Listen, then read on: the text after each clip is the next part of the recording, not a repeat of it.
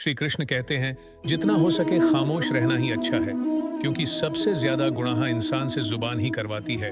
एक मछली मार कांटा डाले तालाब के किनारे बैठा हुआ था। काफी समय हो गया, पर फिर भी उसके कांटे में कोई मछली नहीं फंसी और न ही कोई हलचल हुई। वह सोचने लगा, कहीं ऐसा तो नहीं कि मैंने कांटा गलत जगह डाला है, जहां कोई मछली ही ना हो। उसने तालाब में झांका तो देखा कि उसके कांटे के आसपास तो बहुत सी मछलियां थीं। उसे बहुत आश्चर्य हुआ कि इतनी मछलियां होने के बाद भी कोई मछली फंसी क्यों नहीं। एक राहगीर ने जब यह नज़ारा देखा तो उसने मछली मार से कहा, लगता है भैया, आप यहाँ पर मछली पकड़ने के लिए बहुत दिनों बाद आए हैं। भैया, क्या आपको नहीं पता कि अब इस तालाब की मछलियां कांटे में नहीं फंसती? मछली मार ने बड़ी हैरानी के साथ पूछा, क्यों, ऐसा क्या है इस तालाब में? राहगीर ने जवाब दिया, कुछ दिन पहले ही इस तालाब के किनारे एक संत ठहरे थे। उन्होंने यहाँ मौन की महत्ता पर प्रवचन दिया था।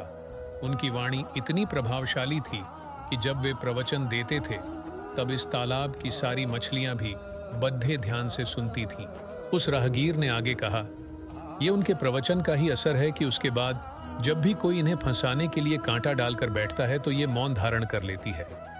जब मछली मुंह खोलेगी ही नहीं तो कांटे में फंसेगी कैसे? इसलिए बेहतर यही होगा कि आप किसी और जगह पर जाकर कांटा डालो। ईश्वर ने हर इंसान को 2 आंखें, 2 कान, 2 नासिका, हर इंद्रियां दो दी है, पर जीभ एक ही दी। इसका क्या कारण रहा होंगे?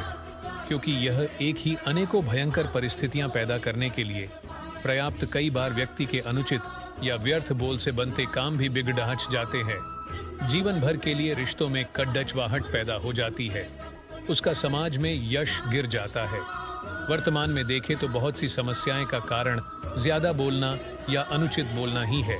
ईश्वर कहते हैं कि कम बोलो, धीरे बोलो और मीठा बोलो। हमारी मीठी वाणी से बिगड़ाते काम भी बन जाते हैं, लोगों की दुआओं के पात्र बन जाते हैं। वाणी से हमारे व्यक्तित्व की पहचान होती है। जिस व्यक्ति का व्यक्तित्व जितना गंभीर गुणों से भरपूर होता है, उसकी वाणी में उतनी ही विनम्रता होती है। विनम्रता पूर्वक व्यवहार हमारे चरित्र को ऊंचा बनाता है, समाज में सम्मान दिलाता है। कई बार न बोलना भी उचित होता है।